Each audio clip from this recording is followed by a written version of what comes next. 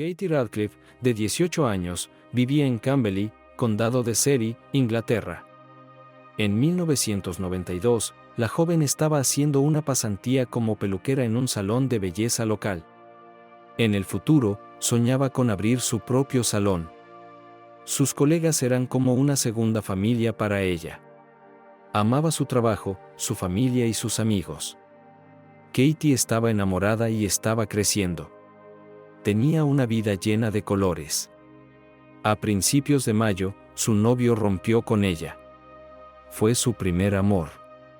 Katie sufrió mucho por la ruptura. Solo salía de casa para ir al trabajo y dejó de verse con amigos después de su turno. Katie se aisló y pasó las noches en casa sola.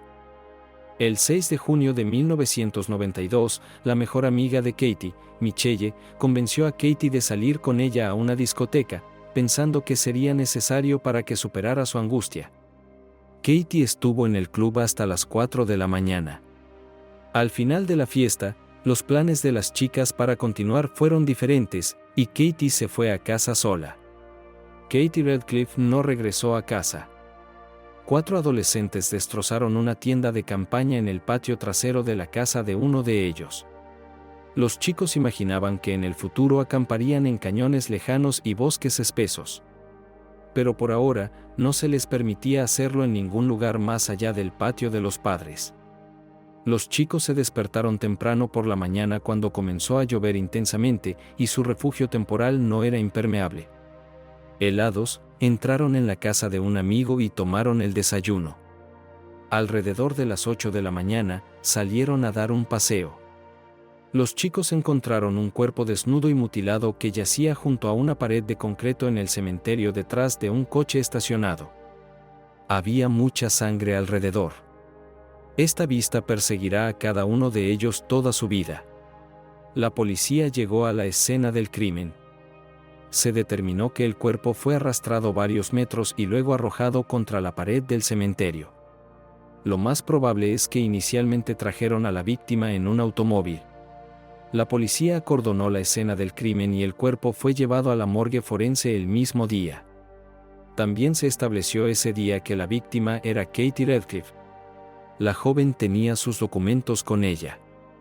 El cuerpo fue encontrado en una calle de la ciudad de Farnborough, a 6 kilómetros del club donde la vieron por última vez. Farnborough estaba en la dirección opuesta a su casa. Katie recibió 27 puñaladas. La hoja del cuchillo tenía 17 centímetros de largo. Algunas de las heridas eran penetrantes. La joven no fue asesinada de inmediato. Algunas heridas eran superficiales, para infligir dolor antes de la muerte. Se infligieron muchas más heridas después de la muerte. El desconocido no quería detenerse. No se encontraron rastros de agresión sexual. Se quitó una joya de Katie, probablemente como un trofeo. Clive Driscoll, el inspector principal que trabajó en el caso, comparó al asesino en función de las lesiones infligidas y el nivel de crueldad con Jack el Destripador, calificando al asesino como excepcionalmente feroz. Por primera vez, el perfil del delincuente fue creado por el cirujano inglés Thomas Bond en 1888. Sobre la base de la información proporcionada por la investigación, describió la personalidad de Jack el Destripador. En este caso, también se decidió involucrar a un perfilador. El experto creó un retrato psicológico del presunto delincuente y hubo muchas coincidencias con el trabajo de Thomas Bond. El asesino debía ser una persona de gran fuerza física, que aparentemente parecía tranquila e inofensiva para los demás. Tenía ingresos promedio y hacía trabajos físicos. Tenía entre 30 y 35 años. El desconocido a veces experimentaba impulsos de manía erótica. Las lesiones infligidas indicaban que el hombre podría sufrir satiriasis. La satiriasis es un estado neurótico masculino de deseo sexual incontrolado y excesivo. Es probable que el impulso de cometer asesinato se haya desarrollado debido a la venganza. Puede haber tenido problemas de erección, lo que aumentó su aversión hacia las mujeres o el coito normal no le proporcionaba satisfacción. Era propenso a perversiones y parafilias. A pesar de la falta de contacto sexual, el crimen, según el experto, tenía un motivo sexual. La policía se centró en el club nocturno y, más específicamente, en el público masculino de ese establecimiento. En 1992, el club no tenía cámaras de seguridad. Los investigadores comenzaron su trabajo con interrogatorios. En su mayoría, solo pudieron identificar a los clientes habituales del lugar. Era imposible determinar la lista completa de hombres presentes en esa noche. El pequeño número de invitados con los que lograron hablar no levantó sospechas y tenía coartadas. Al día siguiente, en la comisaría de policía, fue llevado un exnovio de Katie con quien habían terminado unas semanas atrás. El joven delgado con una barba escasa estaba sentado en la estación de policía, vestido con pantalones cortos y una camiseta. Sin embargo, los detectives que lo interrogaban tenían todas las razones para creer que el chico ocultaba su lado oscuro y salvaje en la sala de interrogatorios de la comisaría. El joven no se ajustaba en absoluto al perfil psicológico del perfilador. Además, él fue quien inició la ruptura entre ellos. Le preocupaba mucho que Katie estuviera sufriendo tanto por la separación. Si alguien en esa relación ardía de odio y deseaba venganza, definitivamente no era él. Pero aquí hay un detalle sospechoso: resultó que el chico también estuvo en el club esa noche. Por supuesto, vio a su exnovia. Trataron de observarse mutuamente discretamente. Katie se fue antes, y él se quedó con sus amigos hasta la mañana y pasó la noche en casa de uno de ellos. El exnovio de Katie tenía coartada. Luego, la policía verificó a los delincuentes sexuales de la región, pero no condujo a nada. Tal crueldad no podía mantenerse oculta por mucho tiempo, y a la policía solo le quedaba esperar. Pasaron 2 años, pero no hubo ataques similares en el condado de Surry. Los investigadores comenzaron a pensar que el asesino brutal podría haberse mudado, y su rastro sangriento probablemente se extendió a otros lugares. La identidad del asesino seguía siendo desconocida. En ese momento, como antes, los investigadores veían al asesino como un hombre grande y fuerte de mediana edad, consumido por el odio hacia las mujeres. Sin embargo, los nuevos hechos desafiaron ese perfil. La brutal matanza de Katie fue perpetrada por una estudiante local. Exactamente 2 años después del asesinato de Katie, el 7 de junio de 1994, en el colegio Collingwood, en el condado de Surry, Anne-Marie Clifford entró al baño junto con otra estudiante. Estaba parada frente al lavabo mirándose en el espejo cuando su compañera de clase, Sharon Carr, sin razón aparente, le clavó un cuchillo en la espalda, perforando su pulmón. Anne-Marie vio una sonrisa en el reflejo. Los ojos de su compañera brillaban de felicidad. Sharon agarró a Anne-Marie y la arrojó al frío suelo de baldosas. Tenía una fuerza sorprendente, sus manos parecían de hierro. Sharon se quedó de pie sobre Anne-Marie, sonriendo y pasando el cuchillo de una mano a otra. En ese momento, un grupo de chicas entró al baño. Las encontró a Sharon en la escena del crimen y llamaron a la ambulancia y a la policía. Anne-Marie sobrevivió al ataque, aunque el incidente le dejó cicatrices psicológicas y físicas. Sorprendentemente, nadie más resultó herido ese día, a pesar de la furia de Sharon. Tras su arresto, Sharon Carr fue llevada a una instalación correccional. Gritaba, forcejeaba, escupía y pateaba. Estaba decidida a llevar su acción hasta el final. Parecía salvaje.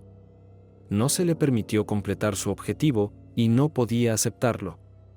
Sharon Louise Carr nació en Belice el 21 de diciembre de 1979. Belice es un pequeño país en América Central que estuvo bajo el dominio británico hasta 1981 y se llamaba Honduras Británicas. La familia en la que Sharon nació era muy pobre, como muchas familias en la zona. Ella era una de 4 hijos de 3 padres diferentes. Así que Sharon creció, por así decirlo, con su madre y su padrastro. El compañero de su madre bebía todos los días. Era un alcohólico violento que, en estado de embriaguez, golpeaba a su compañera y a los niños. Para Sharon, la infancia se convirtió en una lucha constante por sobrevivir. Su infancia fue un constante peligro en las calles del gueto y un constante sufrimiento y abuso en casa.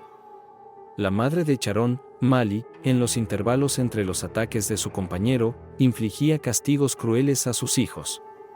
La madre de Sharon finalmente se separó de su compañero alcohólico y conoció a George Carr, un miembro del cuerpo médico del Ejército Real que prestaba servicios en Belice. Cuando Sharon tenía 7 años, toda su familia se mudó al condado de Surrey.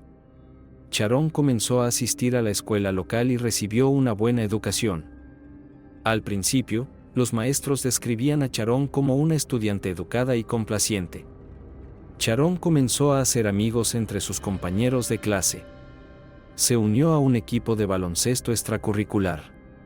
Los compañeros decían que era una niña sociable y amable, pero no pasó mucho tiempo antes de que Sharon comenzara a comportarse mucho peor. Se volvió irritable, grosera y llamó la atención con lenguaje soez y actitudes hostiles.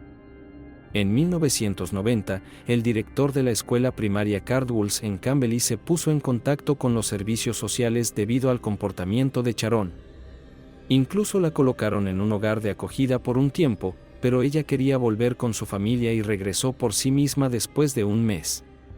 Sharon también fue testigo de cómo su madre, en un acceso de ira, volcó una olla grande de caldo hirviendo sobre su compañero. El hombre gritaba de dolor mientras yacía en el suelo de la cocina, y Sharon se quedó mirándolo desde arriba. La violencia se convirtió en la norma para el niño.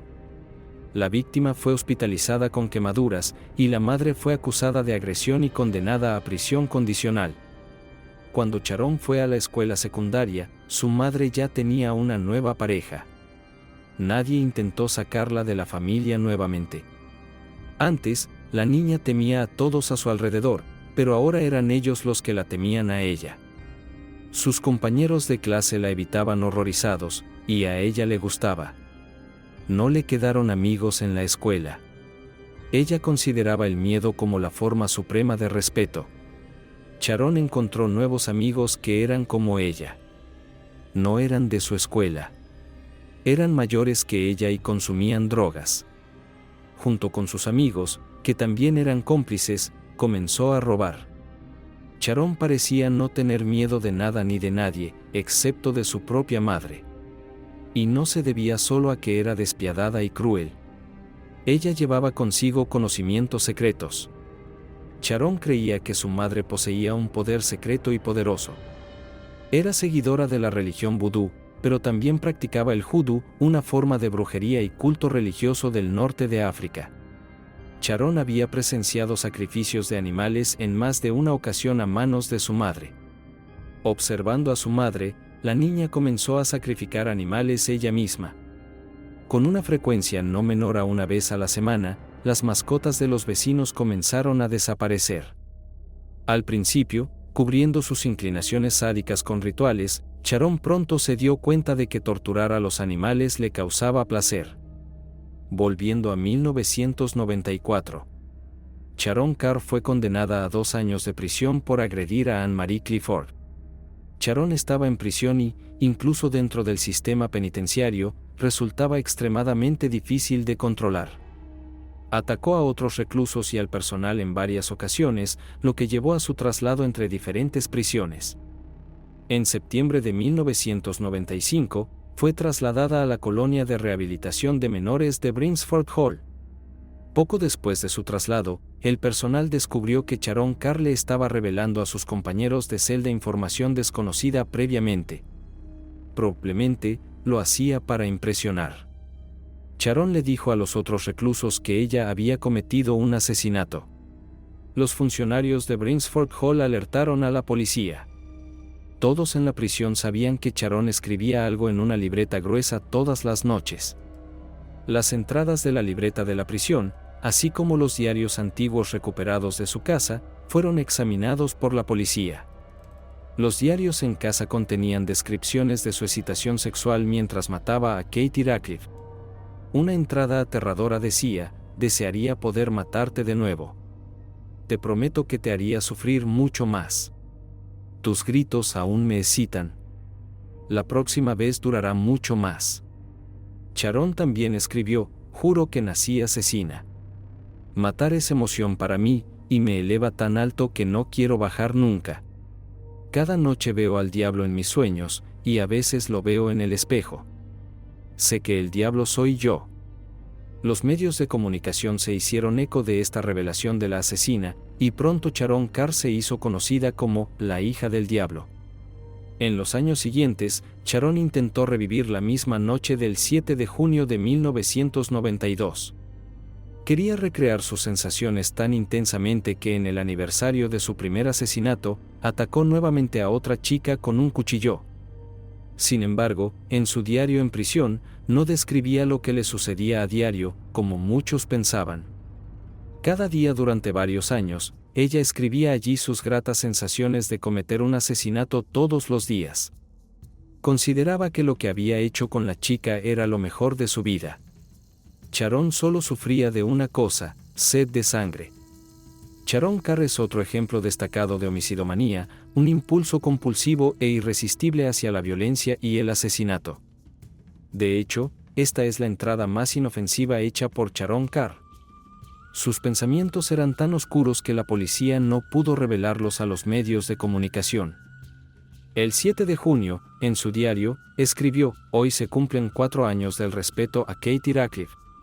La doctora Elizabeth Yardley, criminóloga, dijo: «Los diarios de los asesinos son una forma de revivir los asesinatos. Es un deseo de inmortalizarlos en la memoria. Tener la capacidad de volver y revivir ese momento cuando se sintieron invulnerables. De esta manera, mantienen ese momento. No quieren olvidarlo. Ningún detalle». Es por eso que vemos pasajes tan largos escritos sobre los actos más horribles de violencia. Sharon quería disfrutar de esto incluso después de varios años, y ciertamente lo haría de nuevo, porque para ella, fue lo mejor que le ocurrió en la vida. Sharon fue interrogada por la policía y sorprendentemente admitió su participación en el asesinato de Katie Radcliffe en el verano de 1992. Tenía 3 versiones diferentes del evento. En una, ella afirmaba que estaba conduciendo con 2 amigos en un coche esa noche y vieron a Katie completamente sola. Katie pensó que la llevarían a casa y se subió al coche. Según una versión, al darse cuenta de que el coche se dirigía en la dirección opuesta, Katie saltó del vehículo. Sharon también saltó mientras el coche seguía en movimiento y persiguió a Katie, la derribó y comenzó su brutal ataque. El coche continuó su camino como si nada hubiera pasado. Según la segunda versión, sus amigos la violaron en el coche y luego la arrojaron al borde del camino. Sharon saltó del coche para continuar su tormento a Katie, pero esa noche Katie no había tenido relaciones sexuales. Según la tercera versión, Sharon vio a Katie y dijo que quería que ambas las llevaran a un lugar apartado. A petición de Sharon, la dejaron a ella y a la chica cerca de un cementerio en la carretera. Katie estaba viva y sin heridas. El automóvil desapareció al dar la vuelta. Katie se quedó en medio del bosque con la niña Sharon. Esta fue quizás la conclusión más inesperada en estas circunstancias. Noche, 2 extraños, un automóvil y la niña con ellos. Y Sharon ahora está parada junto a ella. Pero resultó ser la depredadora, físicamente desarrollada más allá de su edad. La niña sostenía un cuchillo en la mano.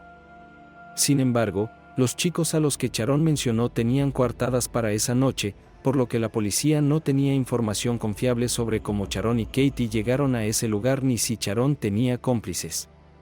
Pero en lo que respecta a lo que sucedió después, los detectives no tenían dudas. Todo se reducía a una cosa: Sharon estaba dispuesta a hablar infinitamente sobre su ataque.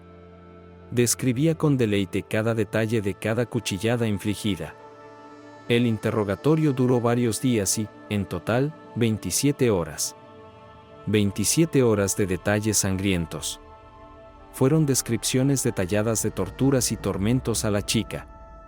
A pesar de algunas inconsistencias en cómo Katie terminó donde la encontraron, según los testimonios de Sharon, la policía estaba segura de su culpabilidad.